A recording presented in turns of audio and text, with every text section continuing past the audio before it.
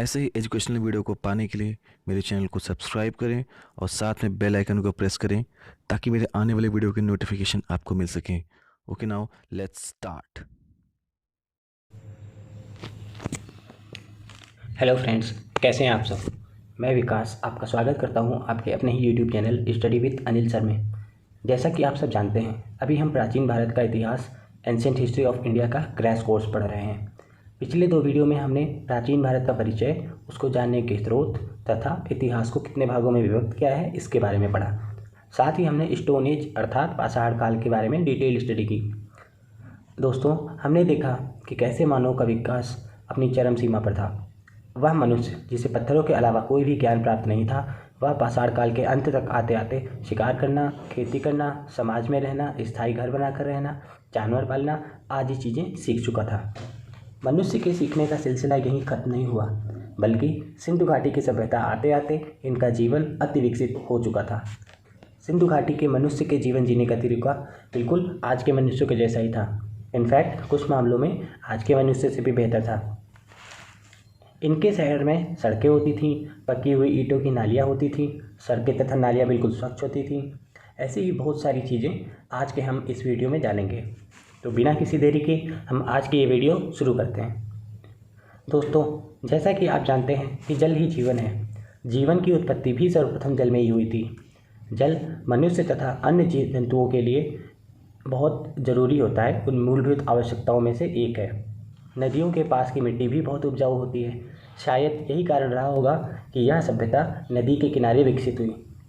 इन नदियों में सिंधु नदी अति महत्वपूर्ण है, अतः इसे सिंधु घाटी की सभ्यता के नाम से जानते हैं। सिंधु घाटी की सभ्यता को और भी नामों से जाना जाता है। पहला, हड़प्पा सभ्यता। हड़प्पा सभ्यता के नाम से क्यों जानते हैं? क्योंकि हड़प्पा सिंधु घाटी सभ्यता का खोजा हुआ पहला नगर था। हड़प्पा जो कि पाकिस्तान में खोदा गया था, यह सिंधु घाटी सभ्यता का पहला नगर था, इसलिए इसे हड़प्पा सभ्यता के नाम से भी जाना गया।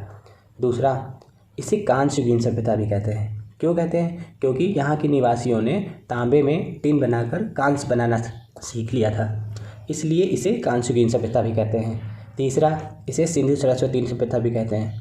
दोस्तों, सिंधु नदी के किनारे तो काफ़ी सारे शहर मिले, बट सरस्वती नदी के किनारे भी बहुत सारे शहर मिले, इसलिए बाद में इसका नाम चेंज करके सिंधु घाटी सभ्यता की जगह पे सिंधु सरस्वती सभ्यता के नाम से भी जाना गया और इसे प्रथम नगरीय सभ्यता भी बोला गया। दोस्तों, इससे पहले कोई भी नगर बना के शहर के रूप में नहीं रहता था, लेकिन जब से सिंधु घाटी की सभ्यता आई उसमें देखा गया कि लोग शहर, एक नगरीय व्यवस्था थी वहाँ पर, इसलिए इसे प्रथम नगरीय सभ्यता भी बोला गया।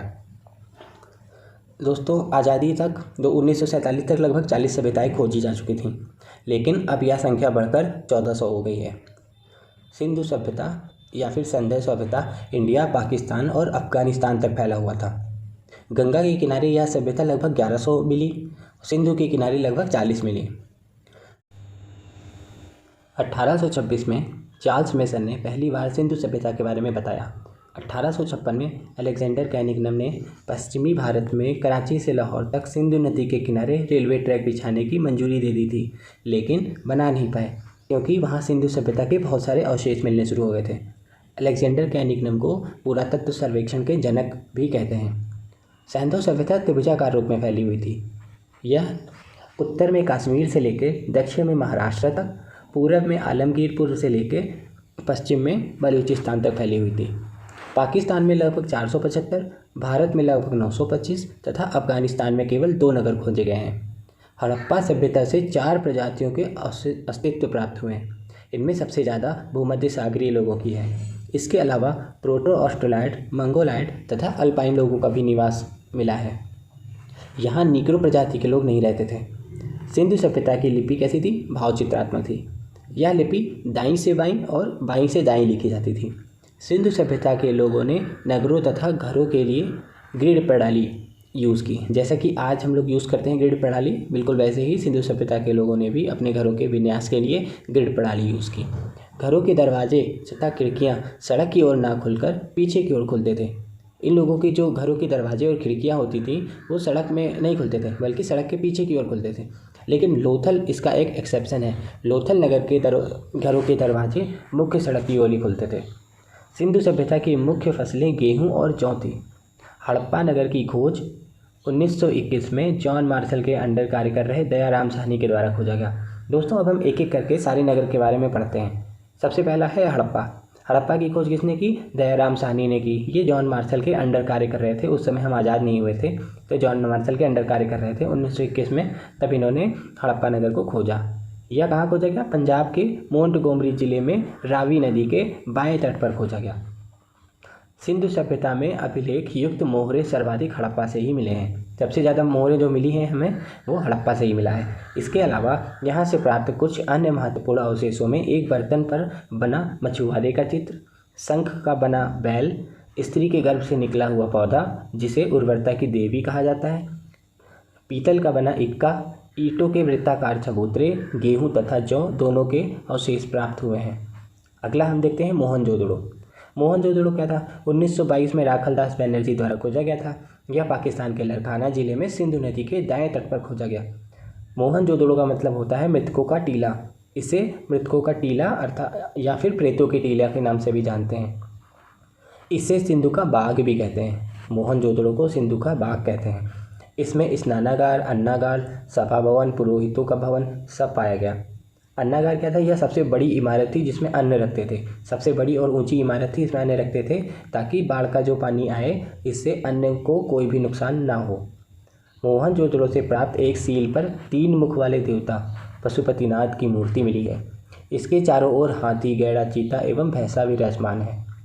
मोहनजोदड़ो से नर्तकी की एक कांस की मूर्ति मिली है। यह सबसे ज़्यादा इंपॉर्टेंट क्वेश्चन है। मोहनजोदड़ो से नर्तकी की एक कांस की मूर्ति मिली है। चंदूहड़ो, इसकी खोज 1931 में M.G. मजूमदार ने सिंध नदी के तट पर की। इस नगर में स्क्वायर शेप्ड ईंटें प्राप्त हुई हैं। उस समय की महिलाएं कंघा, काजल, लिपस्टिक सब यूज़ करती थीं। इन सब का साक्ष्य मिला है। और यहाँ पे चंदूहड़ो में मनका बनाने का कारखाना तथा भट्टी भी प्राप्त हुआ है। अगला देखते हैं कालीबंगा। कालीबंगा, इसकी खोज 1951 में बीबी लाल एवं अमलानंद घोष ने की थी। कहाँ खोजी थी? राजस्थान के हनुमानगढ़ जिले में। यह नगर घग्गर नदी के समीप स्थित था। घग्गर नदी क्या है? सरस्वती नदी का ही पुराना नाम घग्गर नदी है। कालीबंगा का मतलब होता है काली चूड़ियाँ। कालीबंगा में जुते हुए खेतों के प्रमाण भी मिले हैं। इसके साथ ही यहाँ पर आड़ी तिरछी खेती के भी साक्ष्य मिले हैं। इनमें एक ही समय में 2 या 2 से अधिक फसल उगाए जाते थे। नेक्स्ट है हमारा लोथल। लोथल की खोज 1954 में R.S. राव के द्वारा की गई। गुजरात के अहमदाबाद जिले में भोगवा नदी के किनारे यह शहर प्राप्त हुआ है। इन सभ्यता में 20 समाधियाँ भी प्राप्त हुई हैं। यह समाधियाँ पेयर अर्थात युगल के फॉर्म में थीं। इसका मतलब यहाँ के निवासी सती प्रथा में बिलीव करते थे। यहाँ से फारस की मुद्रा और पक्के रंग में रंगे पात्र प्राप्त हुए हैं। यह पश्चिमी एशिया से व्यापार का एक प्रमुख बंदरगाह था। ओके, इसकी सबसे प्रमुख विशेषता जहाज़ों की कुदी अर्थात डॉकयार्ड है। यहाँ से प्राप्त अन्य महत्वपूर्ण अवशेष हैं जैसे धान, बाजरा, फारस की मोहर, घोड़े की लघु मूर्ति, 3 युगल समाधियाँ आदि। अगला देखते हैं धौलावीरा। धौलावीरा गुजरात के कच्छ के रण में मनहर नदी के किनारे स्थित है। सबसे पहले 1967-68 में इसकी खोज J.P. जोशी ने की थी, लेकिन 1990-91 में R.S. बिष्ट द्वारा व्यापक पैमाने पर उत्खनन कार्य किया गया। यह नगर आयताकार बना हुआ था। धौलावीरा, धौला का मतलब होता है सफ़ेद, वीरा का मतलब होता है कुआं। ठीक है, धौलावीरा का मतलब सफ़ेद कुआं। इस शहर के टीले पर सफ़ेद कुआं प्राप्त हुआ है। यहाँ के निवासी उन्नत जल प्रबंधन व्यवस्था से परिचित थे। उन्नत जल प्रबंधन व्यवस्था क्या होती है? ताकि पानी का बिल्कुल सही सदुपयोग करना, कोई भी बर्बाद ना करना, इससे ये भलीभांति परिचित थे। स्किल्ड वाटर मैनेजमेंट था इनका। अगला देखते हैं हमारा सुकांगी डोर। यह शहर R.L. स्टाइन के द्वारा दक्षिणी बलूचिस्तान में दास्क नदी के किनारे खोजा गया था। इस सभ्यता में बंदरगाह के साक्ष्य मिले हैं। इसका दुर्ग एक प्राकृतिक चट्टान के ऊपर स्थित था। यहाँ से मृतभांड तथा ताम्र निर्मित बाड़ाग्र, ताम्र निर्मित ब्लेड के टुकड़े, तिकोने ठीकरे तथा मिट्टी की चूड़ियाँ प्राप्त हुई हैं सुकांगी डोर से। अगला देखते हैं रोपड़। रोपड़ 1953 से 1955 के बीच यज्ञदत्त शर्मा के द्वारा पंजाब में सतलज नदी के बाएं तट पर खोजा गया। इसका आधुनिक नाम रूपनगर है। इस नगर में मनुष्य व पालतू कुत्तों को एक साथ दफनाए जाने के साक्ष्य प्राप्त हुए हैं। इस शहर में आधुनिक स्नानागार मिलने के भी साक्ष्य हैं। अगला देखते हैं राखीगढ़ी। ये कहाँ है? हरियाणा के हिसार जिले में घग्गर नदी के किनारे मिला। इसकी खोज किसने की? 1969 में सूरजभान ने की। यह 224 हेक्टेयर में है, जो कि भारत का सबसे बड़ा सिंधु स्थल है। दैमाबाद महाराष्ट्र के अहमदनगर जिले में प्रावेरा नदी के बाएं तट पर स्थित है। यहाँ 4 तांबे की भारी चीज़ें मिली हैं।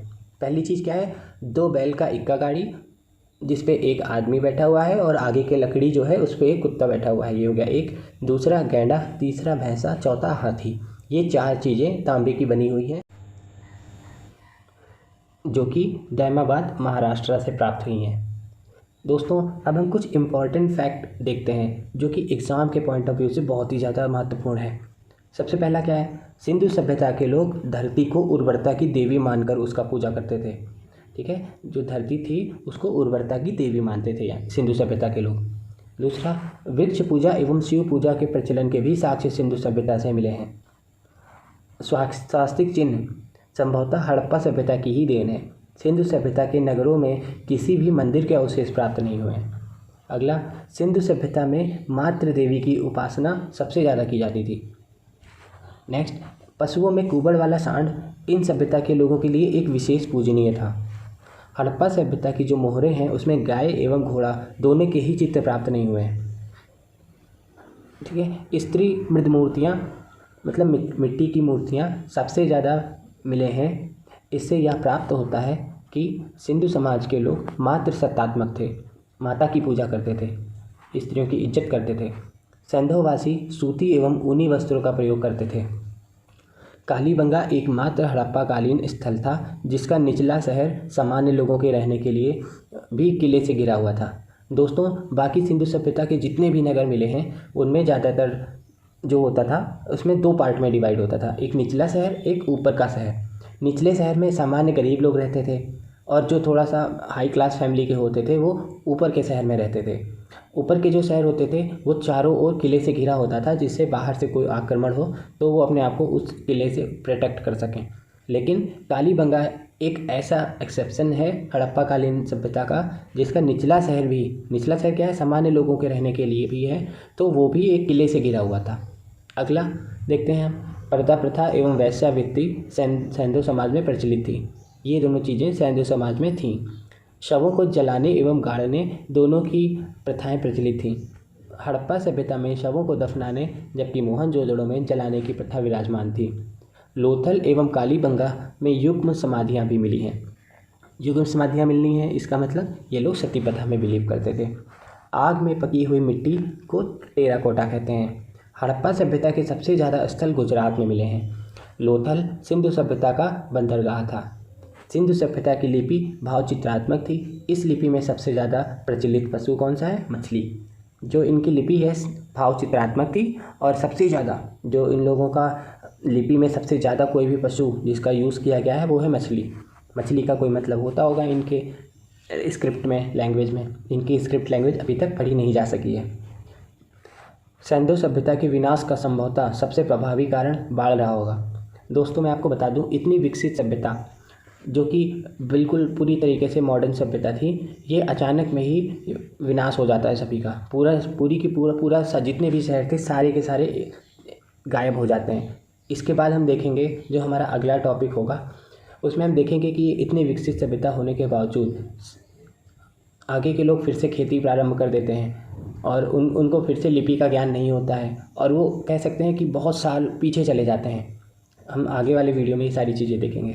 अगला है हमारा आर.एल. स्टाइन एवं ए.एन. घोष आदि विद्वानों का मत है कि यह सभ्यता जलवायु परिवर्तन के कारण नष्ट हो गई। तो नष्ट कहते हुए इसके बहुत सारे कारण बहुत सारे लोगों के द्वारा बताया गया है। आर.एल. Stine, AN. घोष ने बताया है कि यह सभ्यता जो भी थी जलवायु परिवर्तन के कारण नष्ट हो गई। कुछ लोग बताते हैं कि पूरा शहर बाढ़ में डूब गया और भूतत्व वैज्ञानिक D.R. साहनी का विचार है कि यह सभ्यता विनाश भारी जल प्लावन के कारण हुआ है। ये सारी सभ्यता इसके कारण ख़त्म हो गई। ये बहुत ही सरप्राइजिंग है कि इतनी विकसित सभ्यता अचानक में ही ख़त्म हो जाती है और इसके बाद जो सभ्यता आने वाली है, वैदिक काल हमारा आने वाला है, वो फिर से खेती करना शुरू कर देते हैं और एक समाज में पीछे चले जाते हैं। वो व्यापार से परिचित नहीं होते हैं। इसमें हमने देखा कि व्यापार करते हैं, हर एक चीज़ करते हैं, नालियाँ इनके यहाँ होती हैं, सड़कें होती हैं और बहुत ही डेवलप्ड होते हैं ये। लेकिन इसके बाद जो हम देखेंगे वो फिर से ग्रामीण सभ्यता है। अभी ये नगरीय सभ्यता थी, वो है ग्रामीण सभ्यता। इसके ख़त्म होने पर जो पूरा का पूरा शहर हमारा ख़त्म हो गया, इसका कारण बहुत सारे लोगों के द्वारा बताया जा रहा है। कोई कह रहे हैं भुखमरी के कारण ये पूरा शहर ख़त्म हो गया, कोई कह रहा है कि बाढ़ आ गया होगा, कोई ऐसे ही अलग अलग लोगों के द्वारा अलग अलग मत हैं। तो आज की इस वीडियो को यहीं समाप्त करते हैं, हमें इजाज़त दीजिए। होप आपको ये वीडियो अच्छा लगा। आपको अगर अच्छा लगा तो कमेंट्स में लिख के बताइए, कोई भी कमी लगी तो वो भी कमेंट्स में लिख के बताइए, और हमारे चैनल को सब्सक्राइब कीजिए। धन्यवाद।